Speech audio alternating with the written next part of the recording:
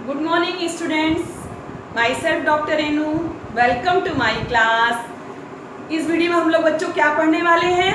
इस वीडियो में हम लोग एक नया टॉपिक पढ़ेंगे, रिवॉल्यूशनरीज। प्रीवियस वीडियो में हम लोगों ने क्या डिस्कस किया था? इसके पिछले वीडियो में इसके पिछले वीडियो में हम लोगों ने देखा था कि किस तरह से कंजर्वेटिव रेजिम इवॉल्व हुआ था और वो क्या था कंजर्वेटिव रेजिम, उसका क्या इम्पैक्ट पड़ा पूरे यूरोप में, किस तरह से नेशनलिज्म की फीलिंग बन रही थी पूरे यूरोप में। ये सारी चीज़ें हम लोगों ने making of nationalism in Europe इस टॉपिक में पढ़ा था। अब हमने देखा कि अलग अलग तरीके के क्लासेस थे, कैटेगरीज थी यूरोपियन सोसाइटी में, उस समय की यूरोपियन सोसाइटीज़ में। एरिस्टोक्रेट्स थे, मिडिल क्लास को भी हमने देखा और समझा। हमने देखा कि कंजर्वेटिव रेजिम किस तरह से इवॉल्व हुआ और वो क्या थे, और इसके साथ ही साथ कंजर्वेटिव रेजिम के साथ ही साथ एक और नया ट्रेंड उभर कर सामने आ रहा था। वो ट्रेंड क्या था बच्चों? वो ट्रेंड था रिवॉल्यूशनरीज का। तो अब ये रिवॉल्यूशनरीज क्या होता है, ये क्या है और इनका क्या रोल था यूरोप की पॉलिटिक्स में, तो आइए हम देखते हैं। तो चलिए हम स्टार्ट करते हैं रिवॉल्यूशनरीज। तो बच्चों ये रिवॉल्यूशनरीज क्या थे? Revolutionaries are those who believe in the sudden change in the society and fight for liberty and freedom. It means कि रिवॉल्यूशनरीज उनको कहा जाता था कि जो कि सोसाइटी में अचानक से परिवर्तन में विश्वास करते थे और फाइट करते थे किसके लिए? लिबर्टी एंड फ्रीडम के लिए। लिबर्टी एंड फ्रीडम के लिए किसकी लिबर्टी और फ्रीडम के लिए? जनता की भलाई के लिए और आज़ादी के लिए ये फाइट करते थे और ये पीसफुल नेगोशिएशन में विश्वास नहीं रखते थे, अर्थात शांतिपूर्ण समझौते में ये विश्वास नहीं रखते थे। तो यहाँ पर बच्चों ये बात स्टार्ट करते हैं, हम यहाँ से स्टार्ट करते हैं कि 1815 during 1815 year of repressions secret societies were form. तो जो ड्यूरिंग 1815 या 1815 का जो ईयर था, उस ईयर में क्या हुआ? उस ईयर में वो ईयर ऑफ रिप्रेशन कहलाता है। इट मीन्स कि उसमें पावर जो थी कंजर्वेटिव्स के पास आ गई थी। कंजर्वेटिव्स के पास इसलिए पावर आ गई थी क्योंकि यूरोपियन पावर्स ने मिलकर के नेपोलियन को हरा दिया था। नेपोलियन को हराने के बाद कंजर्वेटिव्स के पास ज़्यादा पावर आ जाती है, तो वो क्या करते हैं? वो ये करते हैं कि उनके जितने भी दुश्मन थे जो उनके खिलाफ आवाज़ उठा सकते थे, जो उनका अपोज करते थे, जो उनके खिलाफ थे, उनका उन्होंने रिप्रेशन करना शुरू कर दिया। तो इसलिए 1815 का ईयर ऑफ रिप्रेशन कहलाता है। तो इसके ये रिप्रेशन की वजह से जो बहुत सारे लोग थे जो अंडरग्राउंड हो गए, इनमें से कुछ लोगों ने, यूरोप के कुछ लोगों ने कुछ सीक्रेट सोसाइटीज़ बना ली, चुपके से सीक्रेट सोसाइटीज़ बना ली ताकि जो गवर्नमेंट को पता ना चल सके, और चोरी छिपे यूरोप के कुछ पार्ट्स में, अलग अलग पार्ट्स में जा कर के रहने लगे। वहाँ पर भी उन्होंने लोगों को क्या करना, मोटिवेट करना शुरू कर दिया और कंजर्वेटिव रेजिम के खिलाफ आवाज़ उठानी शुरू कर दिए। तो ये इसको आप इस एग्जाम्पल से ज़्यादा अच्छे से समझ सकते हैं। फॉर एग्जाम्पल इंडियन कॉन्टेक्स्ट में अगर हम देखें तो जब ब्रिटिशर्स इंडिया पे रूल कर रहे थे, तो जो पब्लिक थी या यहाँ की जो जनता थी वो ब्रिटिशर्स से इतना त्रस्त हो गई थी उनके अत्याचारों से, तो वो ये चाहती थी कि ब्रिटिशर्स इंडिया छोड़कर चले जाएं, और इसके लिए उन्होंने बहुत सारी कोशिशें की, बहुत सारे लोगों ने प्रयास भी किए। तो उसमें उदारवादी भी थे, मॉडर्निज्म थे, उग्रवादी भी थे और रिवॉल्यूशनरीज भी थे, जैसे कि चंद्रशेखर आज़ाद, भगत सिंह, बटुकेश्वर दत्त, ये लोग। तो ये लोग क्या करते थे? इनकी सोच ही कुछ अलग थी। इन्होंने सीक्रेट सोसाइटीज़ बनाई और तो इसलिए इनको रिवॉल्यूशनरीज कहा गया। तो रिवॉल्यूशनरीज का मेन मकसद क्या होता था? इनका मेन मकसद होता था मोनार्की या राजशाही का अपोज करना। तो इस तरीके से हम देखेंगे कि जो रिवॉल्यूशनरीज थे वो उनका मेन एम क्या था? They were committed to oppose the monarchies established after Vienna Congress. Vienna Congress के बाद जो मोनार्की एस्टैब्लिश हुई थी उसका विरोध करना ही इन क्रांतिकारियों का उद्देश्य था, क्योंकि इनकी सोच क्रांतिकारी थी। फॉर एग्जाम्पल बर्बन डायनेस्टी, क्योंकि जब 1815 के बाद जब पावर कंजर्वेटिव्स के पास आ गई थी तो उन्होंने पुराने परंपराओं और ये तो मैंने पहले ही आपको डिस्क्राइब किया है कि कंजर्वेटिव्स क्या थे, रूढ़िवादी थे। वो पुरानी प्रथाओं, पुराने परंपराओं, पुराने इंस्टीट्यूशंस में विश्वास करते थे। इसलिए जब पावर उनके पास आई तो उन्होंने लुइस फिलिप को वहाँ का एम्परर बना दिया और कॉन्स्टिट्यूशनल मोनार्क बना दिया। कॉन्स्टिट्यूशनल मोनार्क मीन्स कि आप राजा तो हो लेकिन आपकी शक्तियाँ आपके पास नहीं हैं, वो संविधान में है, कॉन्स्टिट्यूशन के पास है। कॉन्स्टिट्यूशन से आप बंधे रहोगे, अपनी इच्छानुसार आप काम नहीं कर सकते हो। तो इसलिए जो रिवॉल्यूशनरीज थे उन्होंने बर्बन डायनेस्टी का अपोज करना शुरू कर दिया और लिबर्टी और फ्रीडम के लिए फाइट करना शुरू कर दिया। जनता की आज़ादी के लिए उन्होंने फाइट करना शुरू कर दिया। तो इस तरह से यहाँ तक तो आपको क्लियर हो गया होगा। आई होप कि आपको अब ये क्लियर हो गया होगा कि रिवॉल्यूशनरीज या क्रांतिकारी कौन थे। तो इन रिवॉल्यूशनरीज में one of the most prominent revolutionaries was Giuseppe Mazzini. Giuseppe Mazzini जो इनमें सबसे महत्वपूर्ण क्रांतिकारी थे। बॉर्न इन जेनेवा इन 1807, 1807 में इनका जन्म जेनेवा में हुआ था। Second, sent into exile in 1831 for attempting revolution in Liguria in 24 years. मजीनी को 1831 में 24 ईयर की एज में निर्वासित कर दिया गया देश से। क्यों निर्वासित कर दिया? क्योंकि इन्होंने लिगुआरिया में रिवॉल्यूशन को फैलाने का प्रयास किया था। गवर्नमेंट जान चुकी थी, इसलिए उन्होंने उसको निर्वासित कर दिया। मजीनी फाउंडेड सीक्रेट सोसाइटीज। मजीनी ने बहुत सारी सीक्रेट सोसाइटीज को फॉर्म किया। उनमें दो मेन थी, Young Italy in Marseilles and Young Europe in Berne. Europe में जो सीक्रेट सोसाइटी उन्होंने बनाई वो बर्न में बनाई, यंग यूरोप इन बर्न। और अपने देश फ्रांस में जो सोसाइटी बनाई वो कहलाई यंग इटली इन मार्शलीज। अब Mazzini believe that God had intended nations to be natural units of mankind. Mazzini इस बात में विश्वास करते थे कि ईश्वर चाहता है कि राष्ट्र रहे, लेकिन उनका ये भी मानना था कि मेरा देश रहे लेकिन वो टुकड़ों में ना बटे बल्कि एक नेशनल यूनिट के रूप में रहे। तो इसलिए उनका ये मानना था कि देश तो रहे लेकिन नेशनल यूनिट के रूप में रहे। इसलिए उन्होंने आगे चल करके इटली के यूनिफिकेशन में एक इम्पोर्टेंट रोल प्ले किया। मजीनी से ही इंस्पायर होकर यूरोप में ब्रिटेन में भी बहुत सारे रिवॉल्यूशनरीज ने सीक्रेट सोसाइटीज बना ली थी। इस तरह से पूरे यूरोप में रिवॉल्यूशनरीज की पावर बढ़ती चली जा रही थी। अब इन रिवॉल्यूशनरीज ने कंजर्वेटिव्स के मन में एक डर पैदा कर दिया था। अब कंजर्वेटिव्स इन रिवॉल्यूशनरीज से डरने लग गए थे क्योंकि रिवॉल्यूशनरीज जो थे वो सीधे साधे नहीं थे। वो अपनी बातों को मनवाने के लिए वायलेंट भी हो जाते थे और वो शांतिपूर्ण समझौते में विश्वास नहीं करते थे। तो इस तरीके से मजीनी ने धीरे धीरे पूरे यूरोप में रिवॉल्यूशन को क्रिएट कर दिया। अब आगे यही वजह है कि मैटरनिक उनको किस रूप में डिस्क्राइब किया है। मैटरनिक के बारे में मैंने लास्ट वीडियो में आपको डिस्क्राइब किया है कि ड्यूक मैटरनिक जो कि ऑस्ट्रिया के राजकुमार थे और बहुत फेमस थे कि इन्होंने बहुत सारे सेंटेंस को दिया है। तो उन्होंने मैटरनिक को किस तरह से डिस्क्राइब किया है? Metternich describe him as the most dangerous enemy of our social order. तो मैटरनिक ने उनको इस तरीके से डिस्क्राइब किया है कि ये जो मैजनी है वो कंजर्वेटिव्स के लिए सबसे इम्पोर्टेंट एनिमी है, सबसे ज़्यादा महत्वपूर्ण शत्रु है जो कि कंजर्वेटिव्स के लिए खतरनाक है। तो अब हम लोग ने देखा, यहाँ तक मेरा ख्याल है कि आप लोगों को यहाँ तक समझ में आ गया होगा। I hope this is clear. तो हम लोगों ने देखा कि यूरोप में किस तरह से चेंजेस आने स्टार्ट हो गए थे। नेक्स्ट हम देखेंगे कि रिवॉल्यूशनरीज ने या लिबरल ने उन्होंने कैसे पूरे यूरोप में लिबरलिज्म को फैलाया, किस तरीके से रिवॉल्यूशन को पूरे यूरोप में फैलाया। तो अभी हम इसको थोड़ी देर में आपको डिस्क्राइब करते हैं। Please take screenshot if you want.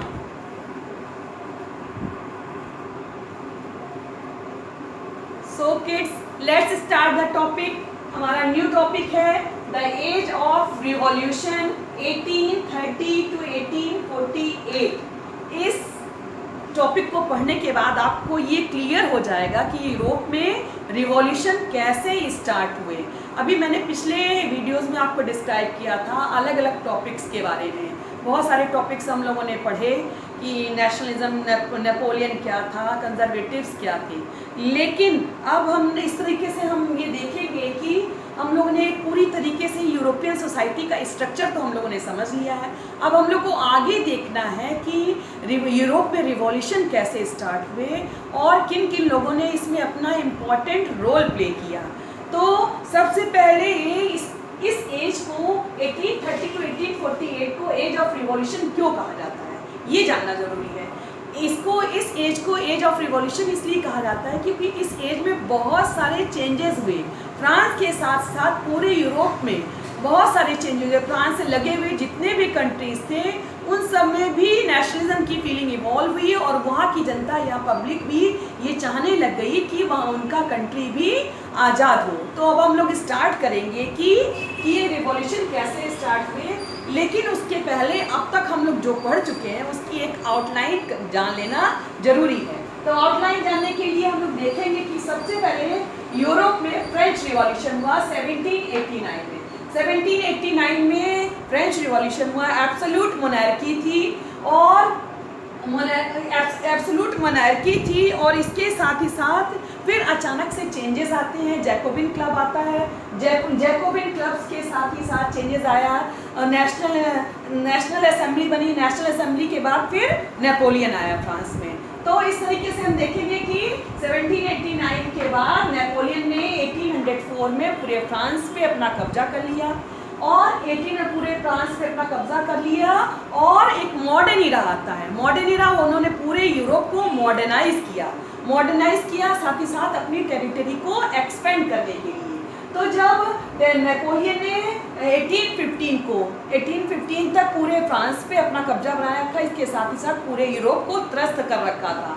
तो जब 1815 में नेपोलियन को यूरोपियन पावर्स ने ब्रिटेन, प्रशिया, ऑस्ट्रिया, जर्मनी ने मिलके हराया, तो उसके साथ ही साथ हम देखेंगे कि कंजर्वेटिव एरा फिर से फ्रांस में आ जाता है। कंजर्वेटिव फिर से एस्टेब्लिश हो जाता है और कंजर्वेटिव रेजिम एस्टेब्लिश हो जाता है और इसके साथ ही साथ कंजर्वेटिव एरा स्टार्ट हो जाता है 1850 टू 1830। कंजर्वेटिव एरा स्टार्ट हो जाता है क्योंकि कंजर्वेटिव्स बहुत स्ट्रिक्ट थे और उन्होंने बहुत सारी सेंसरशिप लगाई लोगों की लिबर्टी पर, फ्रीडम पर, स्पीच ऑफ फ्रीडम पर। तो इसलिए लोग उनसे त्रस्त आ चुके थे, लोग उनसे थक गए थे। तो इसलिए लोगों के मन में असंतोष की भावना जन्म लेने लगी थी। तो इसके फलस्वरूप ही रिवॉल्यूशन हुआ। तो इस रिवॉल्यूशन को किसके द्वारा क्रिएट किया गया? Led by liberal nationalist belonging to educated middle class elite professor and teacher. अभी लिबरल नेशनलिस्ट जो थे, जो कि क्रांति चाहते थे, परिवर्तन चाहते थे। इनमें मेनली कौन थे फ्रांस के? इनमें मेनली पढ़े हुए मिडिल क्लास के लोग थे, टीचर्स थे, प्रोफेसर्स थे। तो इस तरह से रिवॉल्यूशन जो है मेनली मिडिल क्लास के द्वारा ही फ्रांस में लाया गया। तो यहाँ तक आई होप यहाँ तक आपको क्लियर हो गया होगा। तो हम लोग देखते हैं कि फ्रांस में यूरोप में रिवॉल्यूशन कैसे हुआ और कौन कौन से लोग थे जिन्होंने रिवॉल्यूशन को लाने में अपना इम्पोर्टेंट रोल प्ले किया। तो first upheaval in France in जुलाई 1830। लेकिन इसके पहले मैं आपको यहाँ पे एक स्टेटमेंट बताना चाहूँगी जो कि ड्यूक मेटरनिक के द्वारा दिया गया है। हम लोग ये सोचते होंगे, अधिकतर लोग ये सोचेंगे कि जो रिवॉल्यूशन है फ्रांस से ही स्टार्ट हुआ होगा। नहीं, लेकिन फ्रांस से नहीं स्टार्ट हुआ है।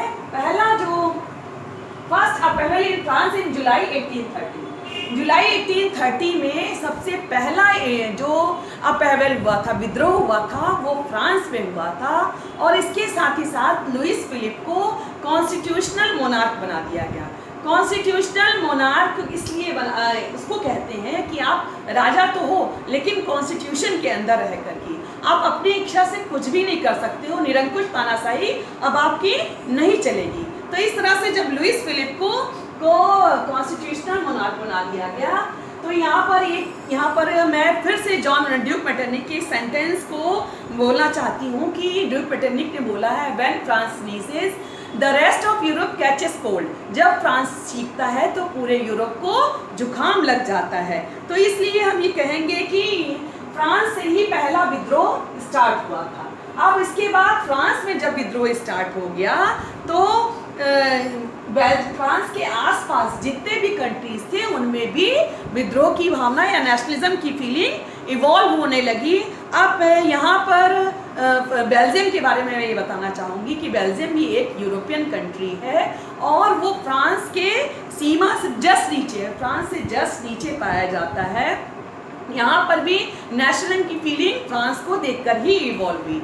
जैसे सपोज कीजिए कि आपका कोई फ्रेंड है, वो कोई नया मोबाइल खरीदता है तो आपके मन में भी मोबाइल को खरीदने की इच्छा होने लगती है। ठीक उसी तरीके से जब फ्रांस में नेशनलिज्म की फीलिंग इवॉल्व हुई या क्रांति की भावना जन्म ली तो बेल्जियम के लोगों के मन में भी असंतोष उत्पन्न होने लगा और वो चाहने लगे कि उनका कंट्री भी फ्री हो जाए, उनकी गवर्नमेंट और इस गवर्नमेंट को चेंज करने की मांग करने लगे। तो इससे वहाँ पर भी क्रांति हुई। फलस्वरूप बेल्जियम जो था नीदरलैंड का जो पार्ट था, यूनाइटेड किंगडम ऑफ नीदरलैंड उसका पार्ट था, उससे अलग होकर के आज़ाद हो जाता है। तो ये बेल्जियम की कहानी है। अब जो दूसरी कहानी है वो ग्रीक वॉर ऑफ इंडिपेंडेंस, स्वतंत्रता के लिए ग्रीक का संघर्ष। अब यहाँ पर ग्रीक का संघर्ष, इसको जानने से पहले ग्रीक की कहानी हम लोग को जानना जरूरी होता है। ग्रीक एक ऐसी कंट्री है जो कि यूरोप और एशिया इन दो कॉन्टिनेंट के बीच में सिचुएटेड है और जंक्शन पर स्थित है। इन दोनों कॉन्टिनेंट के जंक्शन पे स्थित है। इस तरह से ग्रीस एक ऐसी कंट्री है जो कि ऊपर की साइड पर क्रिश्चियनिटी से रिलेटेड है और नीचे के साइड पे इस्लाम से रिलेटेड है, क्योंकि ऊपर ग्रीस का जो नीचे का जो भाग है, नीचे जो कंट्रीज हैं वहाँ पर ऑटोमन एम्पायर, टर्की का ऑटोमन एम्पायर शासन कर रहा है। मैंने पहले इसकी पिछले वीडियो में मैंने आपको डिस्क्राइब किया है कि ऑटोमन एम्पायर जो है वो टर्की का एक एम्पायर था जो कि मुस्लिम रूलर्स के द्वारा रूल किया जाता था, मुस्लिम रूलर्स के द्वारा चलाया जाता था। तो इसलिए हम ग्रीक को कार्डल ऑफ यूरोपियन सिविलाइजेशन भी कहा जाता है। कार्डल ऑफ यूरोपियन सिविलाइजेशन मतलब यूरोपीय सभ्यता का पालना कहा जाता है। बहुत सारे लोग ये सोचते होंगे कि जो क्रांति की जो सभ्यता की शुरुआत फ्रांस से हुई होगी यूरोप में, नहीं, ये गलत है। यूरोप में सभ्यता की शुरुआत ग्रीस से हुई, क्योंकि ग्रीस की जो सभ्यता है बहुत एंशिएंट है और बहुत रिच सोसाइटी थी। तो इस तरह से ग्रीक को कार्डल ऑफ यूरोपियन सिविलाइजेशन माना जाता है। तो जब इस फ्रांस में नेशनलिज्म की फीलिंग इवॉल्व हुई, बेल्जियम में भी क्रांति हुई, बेल्जियम भी आज़ाद हो गया। तो अब ग्रीस में भी जो क्रिश्चियनिटी के लोग थे और उनके सेंटिमेंट्स ग्रीस से जुड़े हुए थे, क्योंकि उनका मानना था कि यूरोपीय सभ्यता की शुरुआत ग्रीस से हुई तो इसलिए वो चाहते थे कि ग्रीस उनके कब्जे में बने रहे। तो ग्रीस और ऑटोमन एम्पायर दोनों के बीच में वॉर छिड़ गई और 1830 और इसके साथ ही साथ 1832 में एक ट्रीटी साइन होती है ऑटोमन एम्पायर के साथ और उसके साथ ही साथ एक ग्रीस जो है एक आज़ाद इंडिपेंडेंस कंट्री हो जाती है। इसके साथ ही साथ यहाँ पर मैं एक और पर्सन का जिक्र करना चाहूँगी, वो थे लॉर्ड पोएट बायरन जो थे, ये कवि भी थे और इन्होंने ग्रीस की लड़ाई के लिए फंड भी इकट्ठा किया था। वो लड़ाई के मोर्चे पे गए थे लेकिन बुखार के कारण, फीवर के कारण उनकी डेथ हो गई थी। तो यहाँ कभी कभी ये क्वेश्चन पूछा जा सकता है कि कौन थे लॉर्ड बायरन कौन थे, तो ये आप यहाँ पे इसका आंसर दे सकते हैं। इसके साथ ही साथ एक क्वेश्चन यहाँ पे भी पुटअप होता है कि which country is known as cradle of European civilisation, तो यहाँ पर आप ग्रीस को बोल सकते हैं।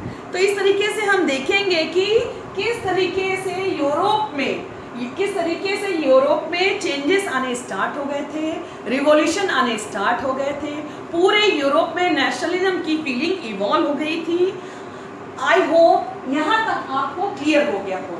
अब नेक्स्ट वीडियो में हम लोग एक नए टॉपिक के साथ पढ़ेंगे। अगर बच्चों आपको मेरा वीडियो पसंद आता है तो आप लाइक सब्सक्राइब ना करना भूलें और कमेंट बॉक्स में जाकर के आप अपना सुझाव भी सजेशन भी दे सकते हैं। मैं उनको फॉलो करके और अपने को अपग्रेड करने की कोशिश करूँगी। Thank you.